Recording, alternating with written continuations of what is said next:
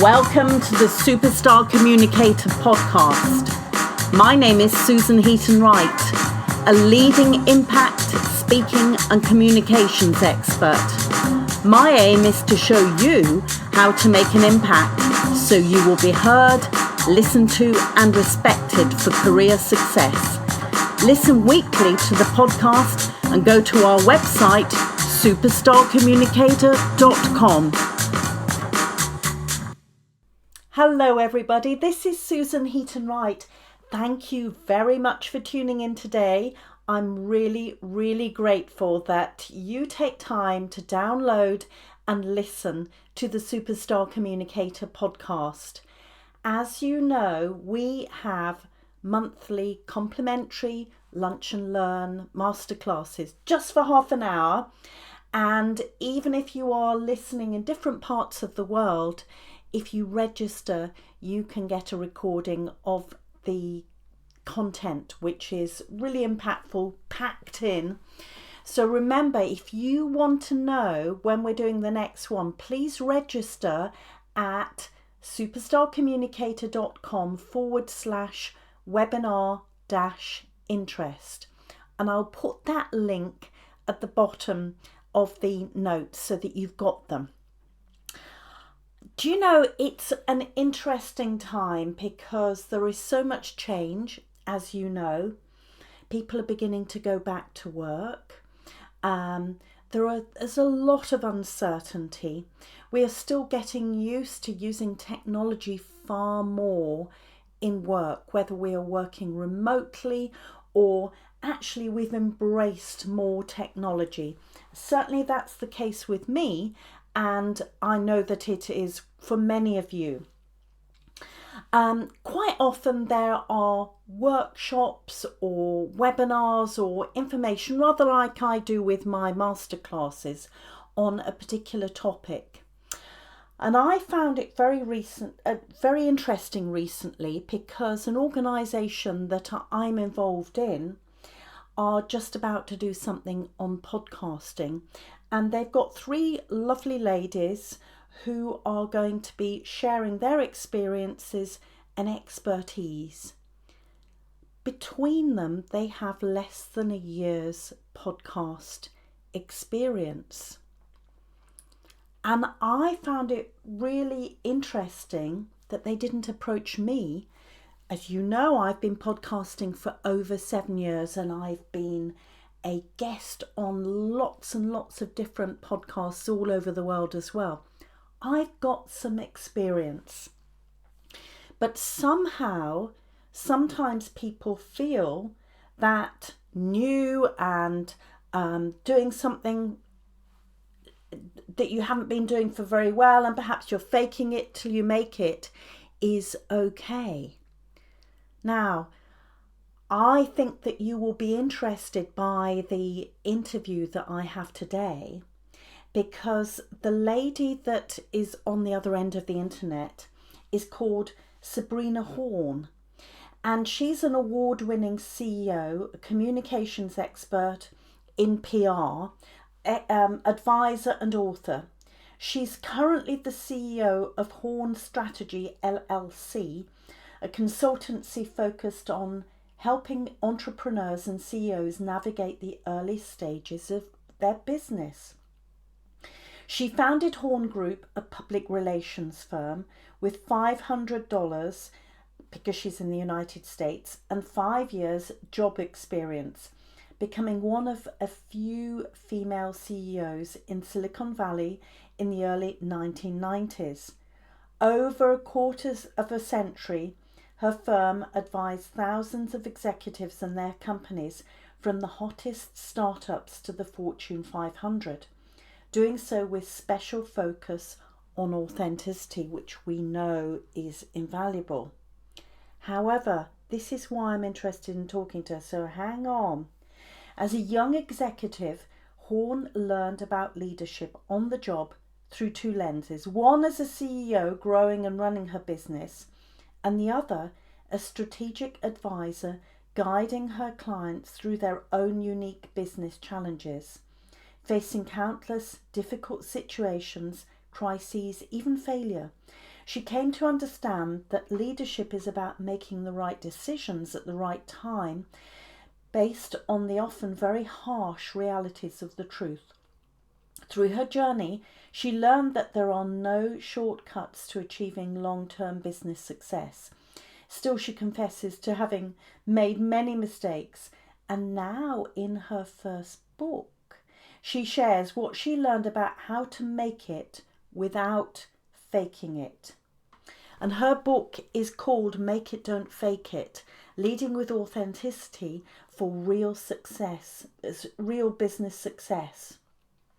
And the thing is that, as I was saying about that podcast masterclass, often we have the idea that we've got to be new and that we're experiencing things for the first time, but there is also value in really knowing what you're doing so that if you are a business owner, you can make the right decisions. So I think that we're in for a really, really good interview with Sabrina. So thank you very much for coming on, Sabrina. Thank you. And, I have loved reading your book, Make It, Don't Fake It. Oh, wonderful. Thank you. For those people that are listening who don't know what this is all about, could you explain about making it, not faking it, and fake it till you make it? Because Yes. these are two terms that Yeah. are, widely around. Right, right. Well, first of all, thanks so much for having me. Fake it till you make it is a mantra that came into our social presence, I'd say, starting almost 10 years ago. Um, and back then it was sort of a little quip or a joke, right? Did you prepare everything for the meeting? Oh, fake it till you make it. But but now, through social media, right? It's mutated and taken on a life of its own. There was even a TV series in the US called Fake It Till You Make It that went through 8 episodes before it was canceled. But it's all about this fake news, fake everything culture. And it's the notion that, actually that it's good business advice and that faking it will help you be successful. To the contrary, I believe that that's just the worst business advice ever, because the truth always comes out, right? It might be 5 minutes or 5 weeks or even 5 years, but ultimately the truth is always exposed. And so my title of my book is Make It, Don't Fake It, and to lead rather with authenticity for real business success. Do you think that people are faking it because actually they don't have the confidence, or they feel that they've got to embellish things when they're not very experienced? Yes, absolutely. There are lots of ways you can fake it, from the innocent uh, to complete fraud. But but yes, I mean, quite often, particularly among the Gen Zers and millennials who are building their careers, they may suffer from imposter syndrome, or they may just not, feel that they've got what it takes and to get the job interview, and so they twist the truth a little or exaggerate it, and that's a bad place to start with. Do you think that it is a generational thing? You mentioned about millennials, Mhm. or do you think it's actually an age thing that when we were in our 20s starting out, that we felt that we had to big ourselves up? Yeah, I mean, I do think that in that particular example, it's age related, right? And it's not until we've been around the block a few times that we gain the confidence to know that, well, we don't need to fake it. We know how to navigate the situation. We've seen it before. Got the t-shirt, got the hat, got the keychain. Like we know how to navigate certain situations. But I will say, we've seen in companies like Boeing and Theranos, and more recently with WeWork, the very experienced executives are also have been known to turn their cheek to the truth and shove things under the rug. So it's not only an age related thing, it can be anybody and any gender as well. Oh, right. That's important to know, isn't it, really? Yeah. Now, you mentioned about the, recent things like WeWork, but I remember the dot-com bubble Mhm. um, at 2001, where there was a similar thing, wasn't there? Bigging up a potential um, a potential business. Do you Yeah. think there's any difference between what's going on now and what happened 20 years ago? Yeah. So what happened 20 years ago, I mean, I'm very familiar with it because I was running my company then. And when the bubble burst, I was 8 months pregnant with my second daughter. And I'd never run a company before. I had no leadership training. And my clients were leaving left and right. And I had to make this painful decision to do a layoff. What was happening in the market then is a bit different. Then it was all about this irrational exuberance that Alan Greenspan talked about. And any company with anything online was on the internet and thought they could go public and make loads of money. Well, they all got kind of greedy and they all got kind of caught up in this notion that the internet would make them successful, when in fact their business models just didn't have what it took to be sustainable. And so that's when it started to unravel and unfold. None of those executives, I would say, with maybe a few exceptions, were evil or intended to deceive the public, right? I mean, it was more greed than it was creating deception. What you see today that maybe is a bit different, in the case of some of the companies I just mentioned, even Bernie Madoff, who passed away last week, there's the intent to deceive. And that's really when you cross the line into faking it, when you're doing something at the expense of other people intentionally. And that's when you really run into trouble. Really interesting. Now, I know that you mentioned about faking it, that it in the least possible scenario, it's fibbing, isn't it? Or winging it, over exaggeration. Mhm. Um, do you think that if you were recruiting somebody and you saw their resume, I'm using your term resume rather than CV, which we have in United Kingdom, how are you able to get through that faking bit? Do you ask particular questions or do you just let it go? Yeah, well, I mean, um, as an employer, I wouldn't let it go, because it's not honest, and I wouldn't want to hire someone that's not being truthful, right? In my company. And so if I detected something, I would say, well, tell me more about your experience at Harvard. Tell me more about that research paper you had published. Can I get a copy of it? Like, of course, I would want to dig deeper in the hopes, right, giving the person the benefit of the doubt that, that they really did do these things. Um, but of course, I wouldn't let it slide. No way. It's interesting you say that because we have The Apprentice over here in the Mhm. United Kingdom, which you obviously have with a very famous host. Yes. Yes, move swiftly on. And famously, on one occasion, Lord Sugar actually chose someone who had openly faked it and fibbed. And Mhm. even on the first day that he was there for his job, he didn't show up because he had a cold, but he'd been found in the pub drinking. Right. Well, I mean, so there you go. I mean, he was exposed, and like I said, like, it may be that you can pull a fast one, and that you get the job, or you get first in line, or whatever it is that you want.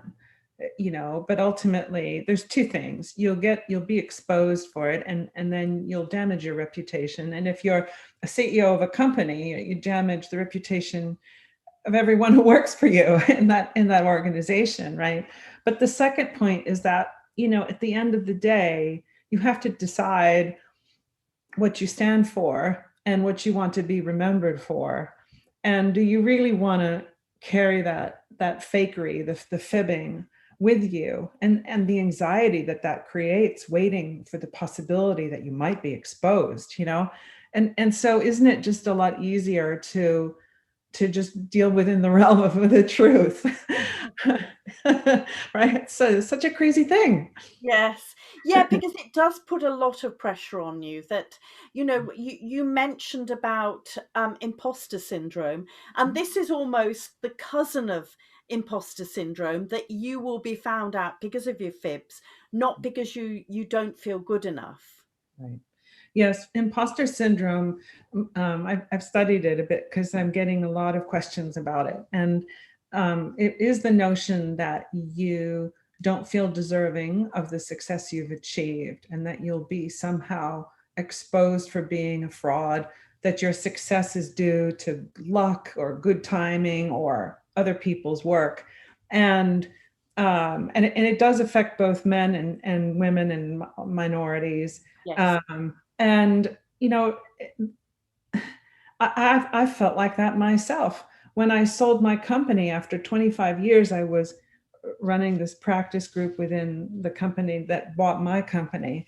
And there were all these people in this room, and I didn't know any of them, and they all were experts in something. And I thought, oh my God, like they're going to think I don't know anything. And they have such high expectations of me. So it even affected me, being what I would consider a successful woman, having run her own business. And so there are a few things, that you can do to deal with that. Um, um, I would say number one, if you want to stop feeling like an imposter, you have to stop thinking like one. And the best way to do that is to just really make an honest assessment of everything you've achieved and write it down, or actually record it and then play it back to yourself, not comparing yourself to anyone, but just an honest assessment of reality. The second thing is to talk with mentors that hopefully you have aligned with you, because these are people who've been in your shoes and who've likely felt that way, and can help you sort of get out of that rut, and help you through that particular situation you might be dealing with. I also like to practice something, it's visualization, but I call it watching myself in my own movie. Oh, And yes, yes. and what I mean by that is, right, you're the director of your own movie, and you're in it, and you're behind the camera, and you need to just visualize, how do you want to appear in this movie? How do you want to come across? And if that's by acting more confident or by saying certain things, you sort of pre-navigate the situation in your mind before you're in it.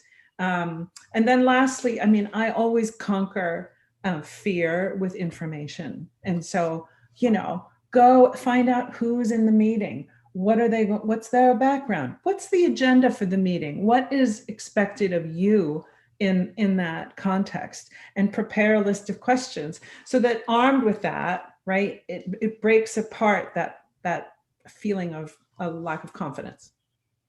Brilliant.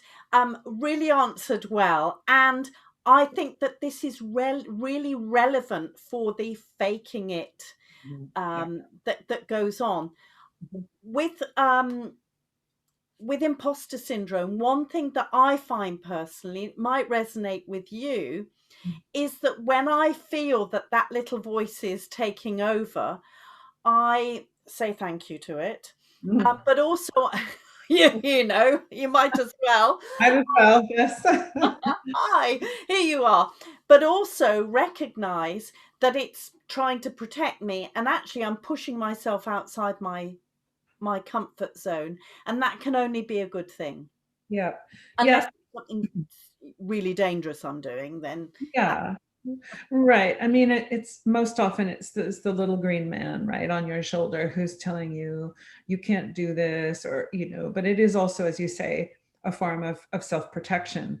The risk with imposter syndrome is that if it can strip away your confidence, it can really reduce you to a place where you are going to start to fake it, because Yeah. because you have so little confidence, you don't know what to say. And so instead of just being yourself, you end up making something up, and it's not authentic, and it's probably not going to work. And so that's the ripple effect of imposter syndrome if it's not corrected. Yes, yes. And but within the context of what we're talking about faking it and basically fibbing or Yeah. over exaggerating. But let's get back to anybody who is is developing their career, or like you and myself are business owners. Mhm. We are going to have fear. We Mhm. are going to think, oh my goodness, um, what can I do? I could over exaggerate my experience and things like that. You mentioned something about having an inventory of your skills and what you might to bring in need to bring into the company in Mhm. order to develop. Yeah. Yeah. I mean, I wrote about this in my book about disarming fear and organizing risk, right? And as an entrepreneur and as a person running my own business for a long time, there have been many occasions where, you're confronted with situations and you just think, my God, I have no idea what to do. And it would be easy to just look the other way or pretend the situation doesn't exist. But the way to fight fear, uncertainty, and doubt, we call it FUD, um, is to make an assessment of like other situations and examples and case studies of how either you or a competitor or anyone, frankly, dealt with that situation. Right. That's one option. The other is to talk to people and research and find out more about the situation. Right. And develop options. You never want to be without a path forward. You never want to be without you don't even have to have it all mapped out. Sometimes you just need to get through the end of the day, and then you can start over the next day and come up with a new plan, depending upon how volatile the situation is. I do also really believe in speaking with mentors, and I mean, I can't stress it enough, to have people that you can talk to, because it can be very lonely at the top and very isolating, right? Um, and to come up even with just a straw man of a strategy, to get to the next place. Because let me tell you, a very viable business strategy can be based on moving parts, right? You're just moving one part forward at a time, and then sort of the plan unfolds in front of you. And Yes. and I have to say that, at this time right now where so many of us are unraveling from COVID, its reality is a moving target. And so you have to develop several contingency plans, and, mix them all together or pick one or the other. Do you know what you're saying, and what's coming into my mind as you speak is that actually this is all about leadership Mhm. and self leadership. Yes, absolutely.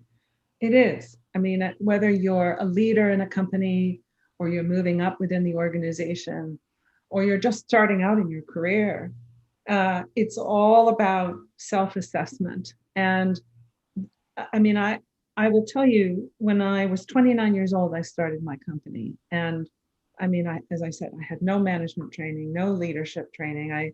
I knew how to do public relations. Um, but I didn't know how to run a business. And you have to start out by asking yourself, what do you stand for? What are your values? What do you want your company to stand for? Or what do you want your personal brand to be? And then building a web just around that, right? With different things that can make that come to life. How does living a life with integrity manifest itself. And you start to build a book of experiences around how to navigate those situations. And when the chips are down, I always come back to, what do I really want to stand for here? Yeah. Even if it means losing the revenue, losing the business, or a partnership, right? I'm better off without it, because I I have to live with myself and stand up to as an example for my kids and my employees. You're so right. I have a music company which is quite quiet at the moment, surprisingly, as well as my communications business. And a Mhm. few years ago, I made a stand on a particular situation, which I won't go into, with an event company that were basically lying. And after a few weeks, they asked for a refund, even though everything had gone well, and they'd written that. And I could easily have just written the check and sent it back, but Yeah, I knew I would be letting down my team. right, right. And I was absolutely right. And actually, it resolved itself in court to my favour, because they had lied. Mhm. They'd faked it, Yeah. and the judge found it out. But even though there was stress, I knew that it was the right decision to make, because I was seen within the music industry as someone that was standing up Mhm. for people basically scamming. Yeah, yeah. I mean, that's for the privilege of being a leader or initiating anything, really. You're the owner of it, Yeah, and you have to see it through and do right by everybody and live with yourself at the end of the yeah, day. you know but I'm also a parent of two young girls, um, and so it's also like, what would they think of their mom if she did this or that or the other thing, right? And because that's not how I would want them to be.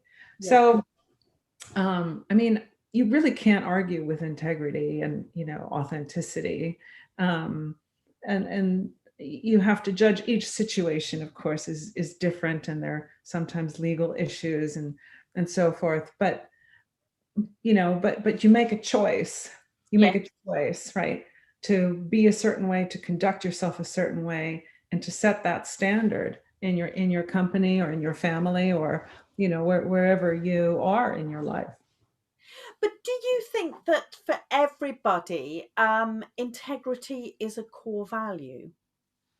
No, no, sadly, I don't think it is. I mean, we all know that it's good to be honest. We all know that it's bad to be dishonest. But in our society today, I think the examples of dishonesty we see are the most egregious. Prison sentence, fraud. We don't think about the everyday little examples of it. And that's where most of us live, right? That's what most of us do. Yes. And I also think that I was talking with someone the other day during COVID, which was such a bizarre experience in and of itself, that maybe we need to be reminded about integrity, right? And that you can't hide at home, you can't pretend this or that. You need to re-engage with humanity and seek justice, as we did yesterday for George Floyd Oh, in the thank US. the Lord. Right? Honestly. And so that's my suggestion with this book, that we need to make a hard U-turn back to integrity. Do you think that because of social media and people can hide behind a persona, that integrity is getting lost? Yeah, I think that's definitely the case. And I think social media, as I said, is what sort of promoted fake it till you make it as being good business advice. In a way, it's kind of ironic, right? Because in the beginning, social media exposed companies, right, for not delivering on a good product or what have you, and then people would post about it, and they would keep that company honest. but now it's gone off the rails, and you can create something that seems appealing, but it's fake, and millions of people will grab onto it, and all of a sudden it's a new reality, but it's based on a total fakery. So social media is really at the crux of that. And of course, it's younger people that are more influenced by it. Yeah. Oh, yes. I mean, young and old, but in particular, I think the younger generations, because it's so addictive and it's so enticing and it draws you in, and then you become emotionally engaged, and then you're part of it. So there's a lesson in all that, and the lesson is that unfortunately you can't believe everything you see and hear. You have to be your own best judge of what's going on out there. But the best way to start is by leading by example and doing it yourself. Now, I don't know if you have come across this in the United States, but certainly in the United Kingdom, of course, we've got the COVID vaccines, and Oxford AstraZeneca produced one vaccine which has been vilified in the press. There have been things, and even a couple of presidents in the EU have said that it was dangerous, when in fact the research is that it is no more dangerous, and it's a minuscule amount of danger, no more dangerous than any of the other vaccines.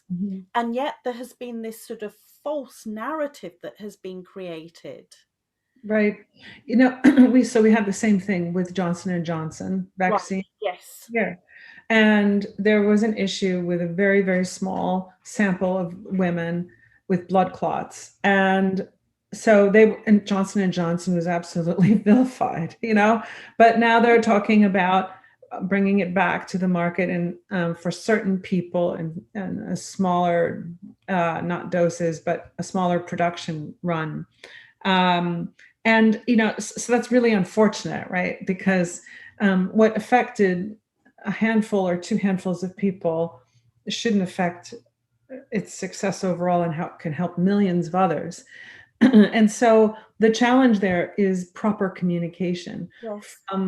From the company itself, right? And statements from and something that is so critically important at this moment, right? A vaccine for this virus. To hear from the CEO of AstraZeneca or Johnson and Johnson, or to make a statement. Here is what happened. Here's the plan. Here's why it's still safe, right? And I can honestly say I don't know if I've heard those messages, right? No. I haven't heard that kind of reassurance. Maybe it's there and I didn't hear it, but I do think that a statement from the company, and multiple statements, because frequency of communication really, really matters in moments of fear and crisis. That I think would have gone a long way towards curtailing that a bit. My understanding is that Johnson and Johnson are doing it at low cost, like AstraZeneca. Yeah. Which Right. is what, we know where this is going. So the fakery has been because other companies will miss out on. Yeah. Yeah. Yes. Very interesting, isn't it? Yeah. So, what do you have any tips for new entrepreneurs or people starting a new jobs early on in their career for trying to avoid fakery and over embellishment? In any particular situation or just in general? Just in general. Yeah. I mean, I think it comes down to making an assessment of your values and what you stand for and how you want to be perceived, right? And leading with that every day. I mean, literally, it's about writing it down. The second thing is to be grounded in reality, and because reality is constantly changing. There's the reality of who you are and your product or what your career, and then the world around you that's always evolving. And to always to say within the confines of the truth what is most compelling about yourself or your product, right? And it comes down to language, and you're a communications expert too, right? And to be honest, it's almost, it's sad to say, but people who are really authentic and speak with great candor is so unusual these days. It's so refreshing that it stands out and it cuts through the noise. So, what a concept, right? To be honest, as a marketing strategy for yourself. But I would also say that a few other things. Empathy, speaking with empathy, is a big trend right now, at least in the United States. Empathy and humility are words that are used quite a bit. And what that means is being understanding of other people's situations and using reflective communication as a method. So if I hear a complaint, it's not, oh, you're wrong, getting all defensive, right? It's viewing a complaint as a gift because it's information, and to acknowledge the situation, like, wow, that must have really been terrible for you. I'm really sorry that you had that experience. How can we make it better? How can I do better? How can I make that not happen again for you? And there's 3 words I love, which is just tell me more. It opens the door for further conversation, right? You may not get the deal. You may not get the money from the venture capitalist. You may not get the job. But if you say, tell me more, what could I have done? You open the door for a future. If you just say, oh, well, off with your head, or, you're wrong, forget it, then the door's shut. And I think being humble, right, and asking for feedback, being open to ideas, and taking complaints as gifts, and sort of and saying, wow, that's a terrible situation. How can we make this better? And then getting back to those people and saying, here's how we fix this. It creates a lot of goodwill and leaves the door open for future discussion. Oh, that is so beautiful, actually. It's the art of possibility. That, as you say, the door is still open. You never know in the future whether somebody might think, oh, we interviewed Sabrina. She was lovely. She wasn't quite right for this role, but. Right, exactly, right. And so it's all about what you stand for and how you want to be remembered, and creating that goodwill. And that is part of building a personal brand, whether it's for yourself as a just starting out, or as a founder of a company, or even a more experienced executive, right? It's reputation is everything.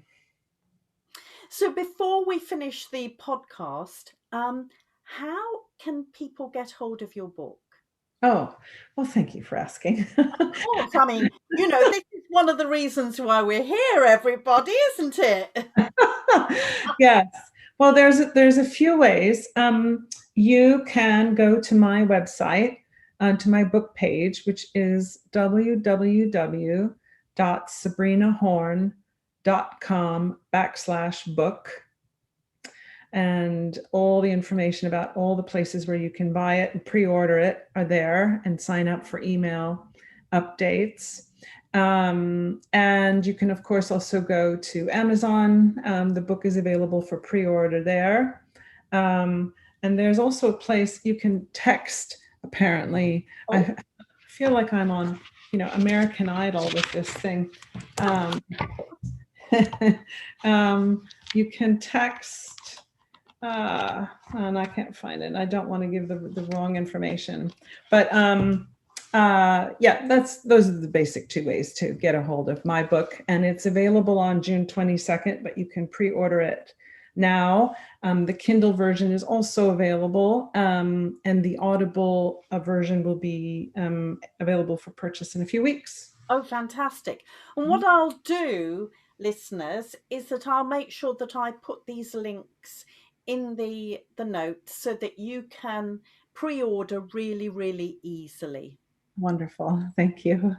Is there anything else you'd like to add before we finish?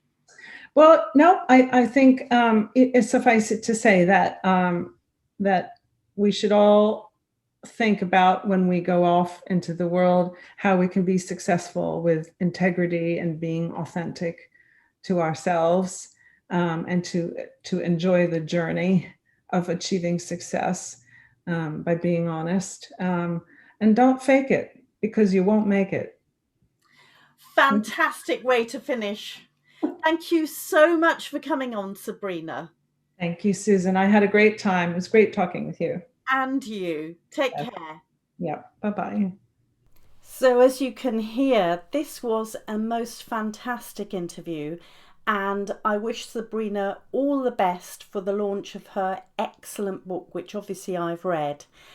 Remember that there is a link to purchase the book in the notes.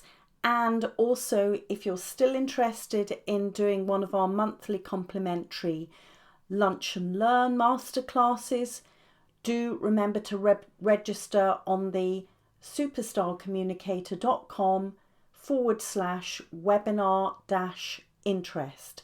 So until next time, and remember to subscribe, and please leave a lovely recommendation for us, because the more we have, the better it is for people finding this content. So until next time, this is Susan from Superstar Communicator. Bye-bye. You have been listening to the Superstar Communicator podcast. Don't forget to subscribe and review the podcast on iTunes and on apps. Please contact us if you want to discuss any topic, could suggest a topic for us to include, or a guest who could come onto the podcast. Go to superstarcommunicator.com.